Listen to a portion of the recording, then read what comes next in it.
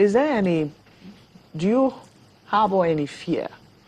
Some people have said that, you know, a lot of parties are afraid that if the president decides to stand re-election, it means that, you know, they might not be able to get a fair or level playing field in terms of how the elections are going to proceed. Do you harbor any such fear? Yeah, it is indicative when the president and commander-in-chief of armed forces of the Federal Republic of Nigeria decides to throw his heart into the ring. Who do you think can stand against him? Who? We are not being truthful. Nigerians are not being truthful. No, but you just said it is, just a moment.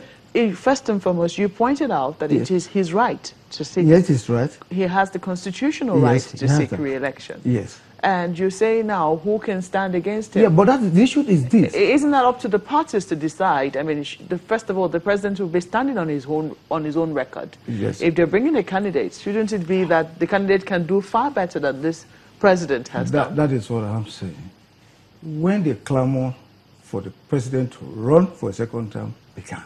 Mm-hmm. The polity within the party system, within the APC, is heated up. And I want to tell you, that decision that was taken yesterday is going to deplete the party. It's going to decimate the party. It's going to decline the party. It's going to divide the party. The party is already divided.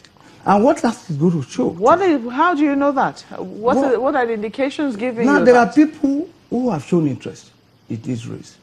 There are people who have contested with him in the past, who are waiting in the lobby to try their own chances.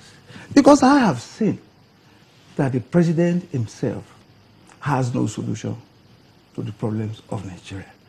In 2014, I listed a few things, the factors that is working against the president. Visionless factor. The president came into power without any strategic plan, no blueprint. What he wanted was get Jonathan out. Yes, Jonathan is out. Now, you are still blaming Jonathan for the ineptitude of 2016, 2017, and 2018. Now, the president himself has a desperation factor that came with him in 2015. In 2011, he was on national television shedding tears. And you know what that led to? The carnage, the killing, the devastation in Nigeria. The president came in 2015, he became the president. With the desperation factor, with the factor of Ahmed Tinubu. What is the desperation factor? What I mean is that he has run prior to 2015 3 times. What's wrong with that? Yeah, that means he has something to offer Nigeria. Mm-hmm. Now, he had the opportunity of 4 years to run Nigeria in such a way that will promote accelerated economic development, human capital.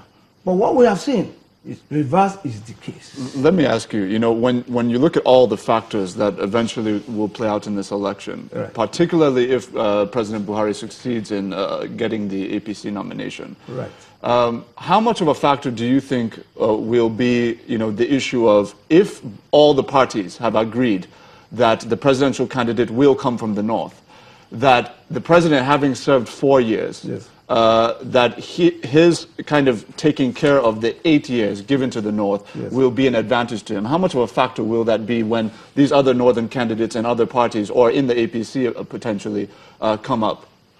Now, what you need to understand is that, like I've said, 8 years is good for a president who is performing. The north has 8 years, and Buhari has taken 4 years. But people of the north have seen that this is not the man that can turn the economy. Don't forget that what unites us is what affects the common man. I'm being affected by what happened. You are being affected by what happened.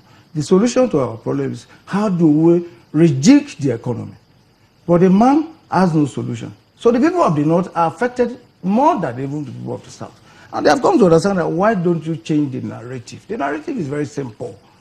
Now, the economy demands some serious planning, capacity, energy, vision, drive, The man doesn't have it. Mr.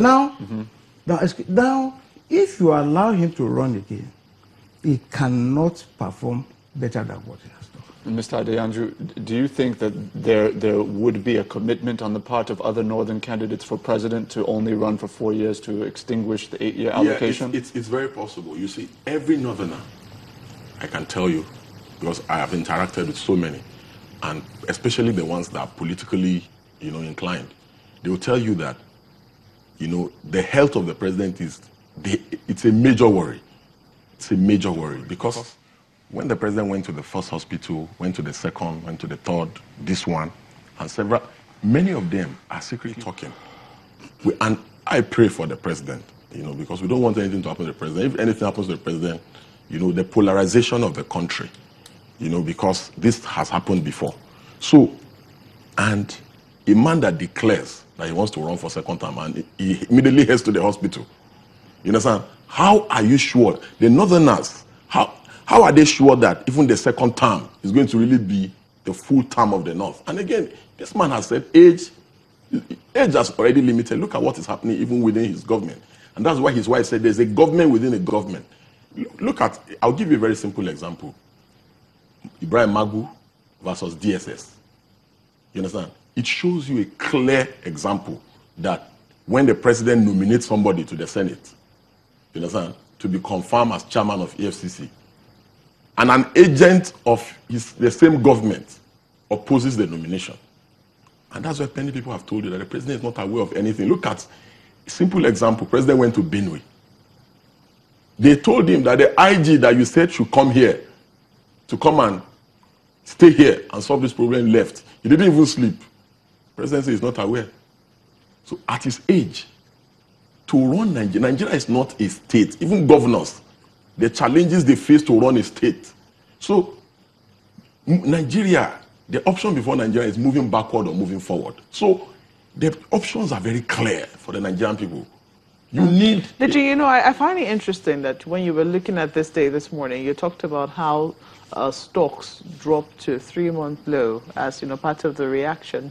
You didn't see the headline that said at $47.3 billion, Nigeria's foreign reserves hit 5-year high. Yes. Isn't it something to celebrate? I mean, this is the highest we've been in 5 years. You see,